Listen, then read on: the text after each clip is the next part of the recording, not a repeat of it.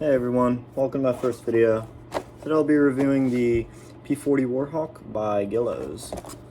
So I've already built this kit, so not a lot in here, but the version I have here is laser cut. I think it's a newer one. I believe it was produced in 2015, the laser cut one.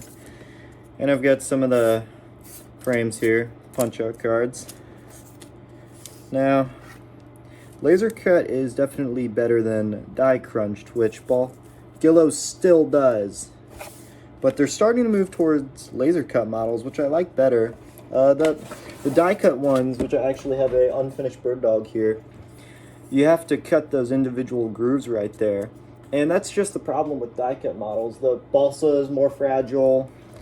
It's just a pain. It's better though if you break a piece, you can trace it off of the directions, but it's just better if it's laser cut. You don't have to go through all that. Now, they're easier to punch out here, so just getting the pieces out, that wasn't a problem. If I can find the directions here. Let's see.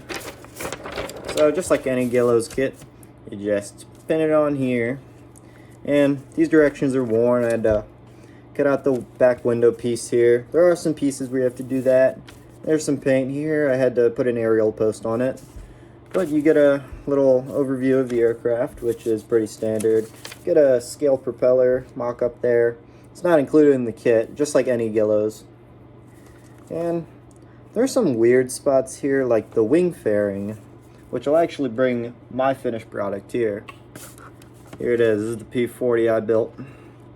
Like, here, let me flip it around. That wing fairing right there doesn't really like to blend with the fuselage of the aircraft, which can be a problem if you're caring about how your aircraft looks from the underside. Sorry, I'm not really getting in frame here. Right there. That could definitely cause some trouble in there if you're trying to get that smooth. No, I did not do a good job of wrapping this one. It's a little bit wrinkly on the left wing, but it's looking good on this side over here. And the decals went on nice. It was about a 2015 kit, so those decals weren't too old relatively. It especially went well on the parts where I wrapped it nice and it's just nice and flat. And you may be wondering about the detailing under here. Is that external fuel tank and those cowling flaps included in the kit? It's not. I actually had to take a piece of, here, I'll flip these directions over too. I actually had to take a piece of balsa wood and sand that out to make this the correct shape. And I just using reference photos. The thing about balsa kits is they can be modified very easily. You can make them look how you want to, and that's why I tend to prefer these over plastic kits. Now, I did have to beef up the bottom gear here. I actually installed these gears after the fact, after the wing was installed, because according to the directions here, which I can put in frame a little better. Well, it's cut off there, but we can focus on this right side here. The gear is supposed to be slid through this hole before it is covered, and you're supposed to take a piece, and let's see if we can get a side view right here. This L6 piece is supposed to support that piece, and the actual landing gear is the piece L5, and you're just supposed to support it with L6, but I don't have that. So I took it upon myself to build some struts here and on this landing gear too. And I kind of got carried away, and I just built a whole bottom to this aircraft that isn't included in the kit.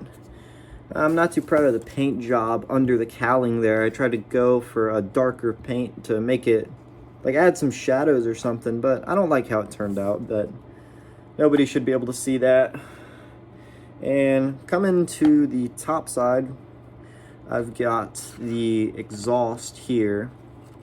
Now, I did a base coat of like silver gunmetal and then added some brown on there to make it look kind of rusty, because I saw in the reference photos that all the exhaust, I think it was the actual color of the metal, I may have gotten this wrong, but they just look kind of rusty, worn, and used. So I just tried to replicate that. And another thing on the bottom here, I did add some gun smog. I think that actually turned out pretty well. That's definitely a highlight of this aircraft. Now these right here, these grips for the pilot to enter the aircraft, I added myself with some sandpaper. I just painted it with a paint marker, and it probably will shred your paint markers if you don't dab it on there. You don't want to brush it.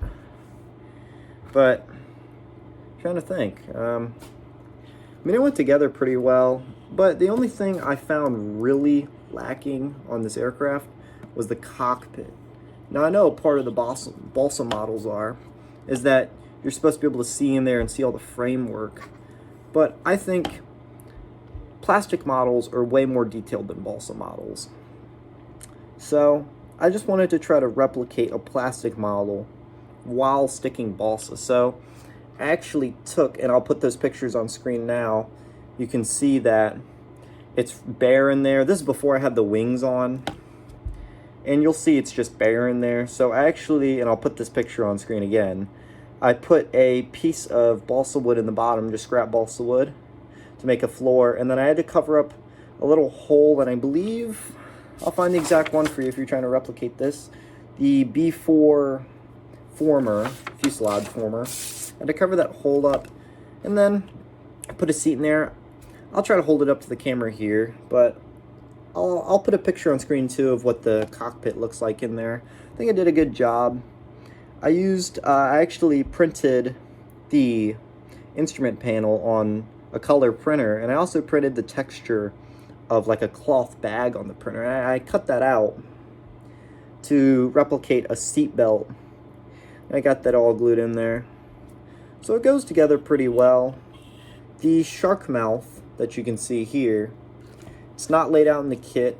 I just drew that on there because I thought the P-40 is iconic for it, and it would just be a shame not to have that. And what else? Oh yeah, the victory markings.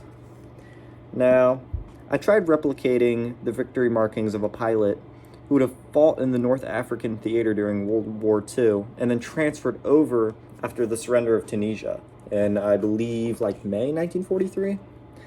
I'll correct that if I got that wrong, but as you can see, this pilot has 2 Luftwaffe kills and 3 Japanese kills. I don't know the name of the Japanese Air Force during World War II. But another thing I do recommend, definitely use canopy glue when you're putting this back window in here. Because I don't know if you're going to be able to see that, but it just looks like foggy because I use super glue, and when super glue dries on a clear piece, it doesn't turn out well. You just don't want to do that. It's going to ruin the model. But I think I did a good job. This could definitely be a piece that I could enter in a couple shows. Not a lot of people are familiar with balsa, but once people come to understand it, they understand all the work you put into it. And balsa models, super customizable. This was definitely no different. This fit the bill of a balsa model. I'd buy it again. I got it for about $30, which I think is definitely worth it. You're probably, if you don't have a huge stockpile, you're probably going to spend about $20 on paint. So about 50 bucks if you're just getting into it. You may have to buy a little piece of balsa if you want to do an external fuel tank. That's going to drive it up a little bit. So you're looking at around $40 to $50 if you're doing this kit from complete scratch if you're a beginner. I definitely recommend it. I believe just the P-40 is just a very beautiful looking aircraft from World War II. I tend to not like the sportier looking aircraft like the P-51, but I'm definitely planning on attempting one. But yeah, I definitely buy this aircraft. Decals are nice. Definitely get it laser cut though. And that's going to be it for my first video. Thank you for watching, and hope you find your way into building some balsa models.